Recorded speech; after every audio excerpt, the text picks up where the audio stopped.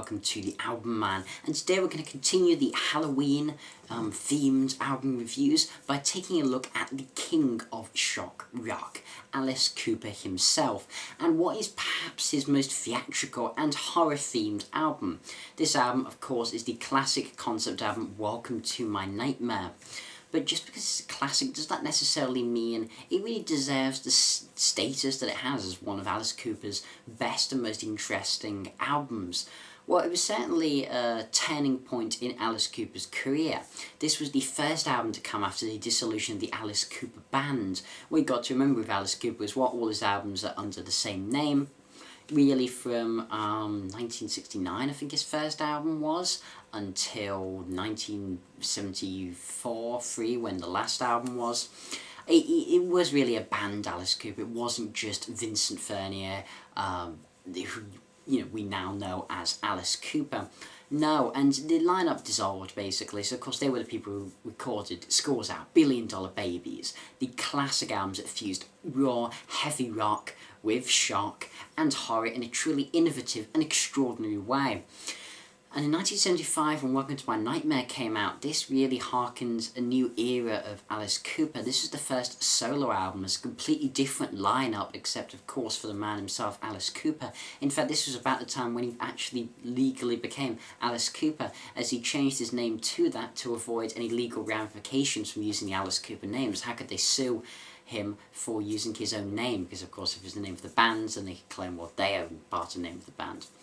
So who did he get for this new album? Well, he teamed up with some of Lou Reed's backing band, which doesn't seem the most obvious choice for an Alice Cooper album, not at all.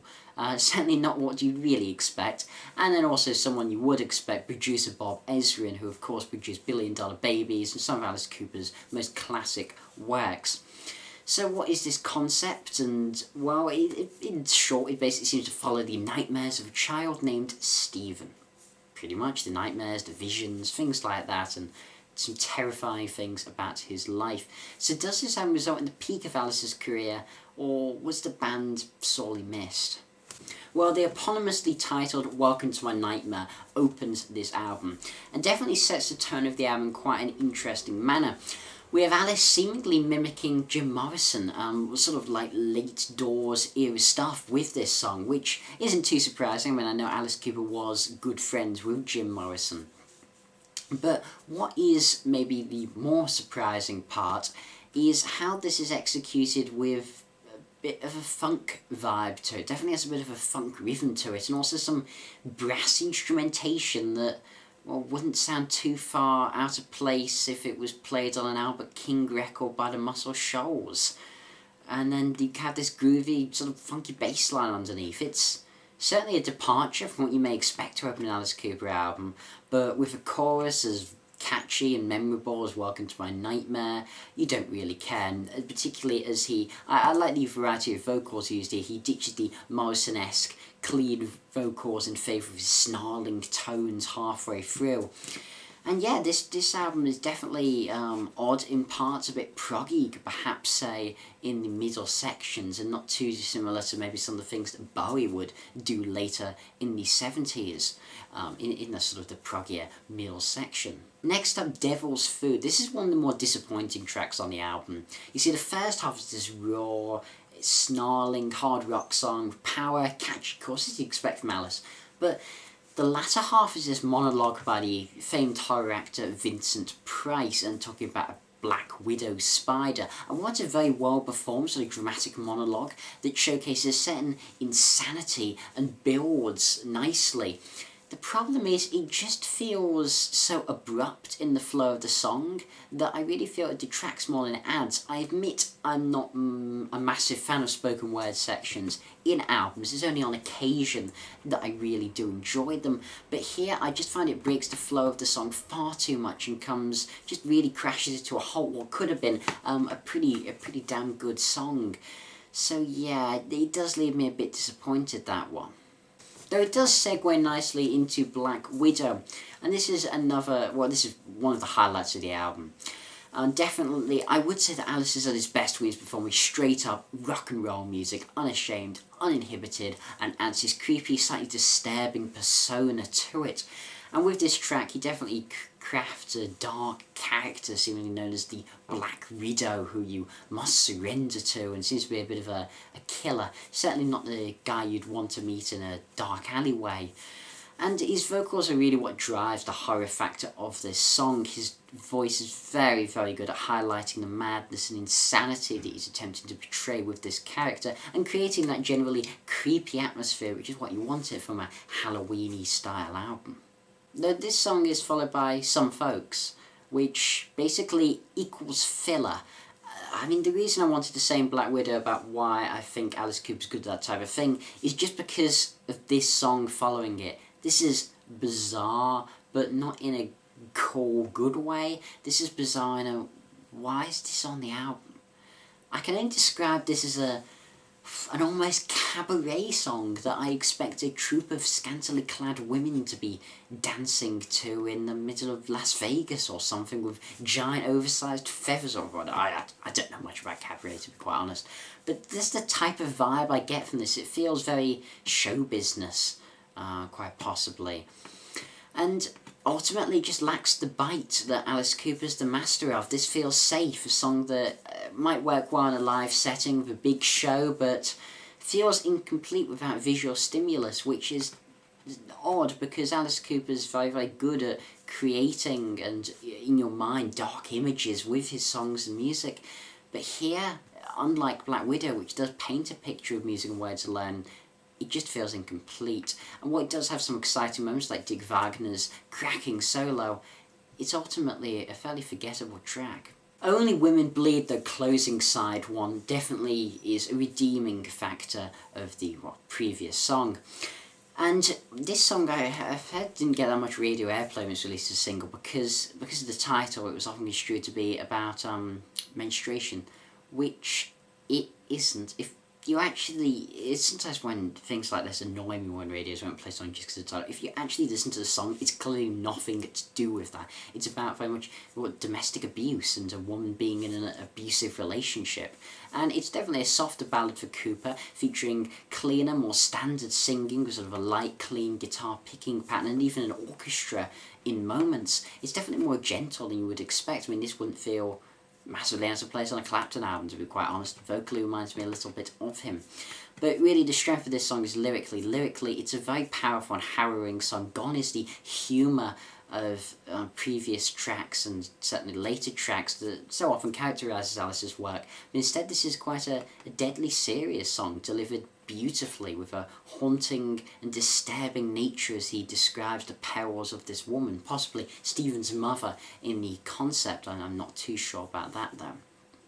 Side 2 though definitely seems to be a bit weaker, with Department of Youth opening it, feeling a bit like a third-rate Schools Out with a children's choir, so again tackling the themes of youth rebellion, but with less power. It just feels tamer than his previous attempts. And this is Cold Ethyl, which seems to be about necrophilia, which, nice topic there, and about a woman who's kept in a fridge and used for various purposes, shall we say.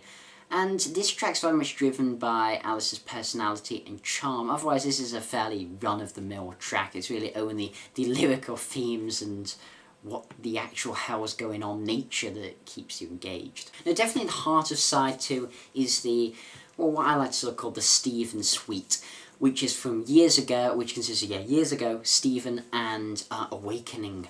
So, years ago, unfortunately on the vinyl copy I have this jumped around more than a flea on ketamine, so I had to listen to this on Spotify. Unfortunately these few songs did jump around.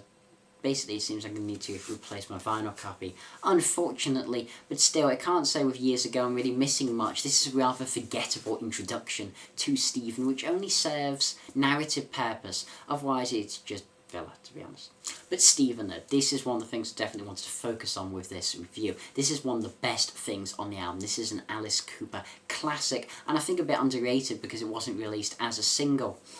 This has an almost Tubular Bells opening, harkening back to yesterday's review talking about Tubular Bells, certainly, but the intro definitely reminds me of that a bit, and it seems to be about that Stephen has killed. He seems to be a bit of a murderer here. And this is definitely a wonderfully gripping song that keeps you entranced throughout. It may not be hard rock as such, but its beauty and delicacy, as well as Alice's vocal delivery of the narrative, is really what makes this stand out as a track, and especially as it creates one of the most memorable and exciting choruses on the album, with another cracking Dick Wagner moment on guitars. Cooper screams "What do you want?" delivering one of his finest vocal performances. I mean, on this track he sings and snarls, bites and haunts you with his voice.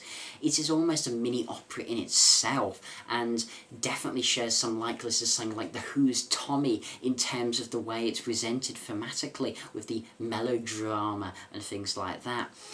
And after the brilliance of this, unfortunately, the Awakening, which sort of directly follows on a bit, this is, again, like years ago, it's a bookend that's rather uninteresting and says pretty much just narrative stuff, as opposed to having really any interesting musical content. It's just rather simplistic and uninteresting, to be honest. Lastly, this album ends with Escape, which is just a fairly typical Alice Cooper rock and roll. I believe conceptually it's like Stephen's been arrested after killing someone and he escapes from prison, something like that.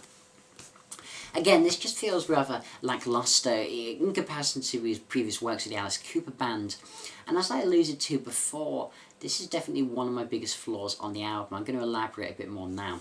I just find that while the musicians Cooper decided to get here are clearly talented, no doubt about that, they lack that bite, that aggression, that raw power that made previous songs like To Get Elected feel so exciting. Everything on this album just feels like it has less punch to it, a bit more timid.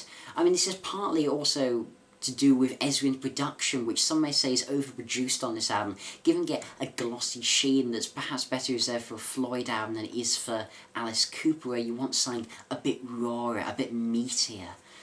My main gripe, though, really with the album as a whole, is that I feel this wasn't made or designed to be a studio album. No, this seems like it was more released as a soundtrack to the tour, to the live spectacle. So me sitting here in 2014, and of course not having had the chance to see him play in the 70s, how I wasn't born then, I just don't feel I can really ever appreciate this album as much as someone who was there at the time and the place and saw the tour, bought the t-shirt and bought the album. No, I don't think I can really appreciate the theatrical nature that he presents here, as I'm not sure it really comes across that well on this album, and I personally don't feel this holds up as well as albums such as Schools Out, $1 Billion Babies, and even the Cheese Fest Trash, which, while it sounds dated as hell, is actually kind of awesome. I should review that one day. So that doesn't mean I don't, I do enjoy Welcome to My Nightmare for what it is. It's definitely an enjoyable, creepy listen, exploring the dark side of the human psyche with humour and fun, but also seriousness in a way that only Alice Cooper can, with a name as, well, certainly not, as unserious as that. I'm going to give this album a 7.5 out of 10. It's enjoyable, it's a classic, though I wouldn't call it one of the great rock albums, but certainly, definitely a nice listen. This has been TheAIbumMan. Thanks for watching, comment, subscribe, and as usual, long live rock and roll. And tomorrow, be prepared to bathe in fire.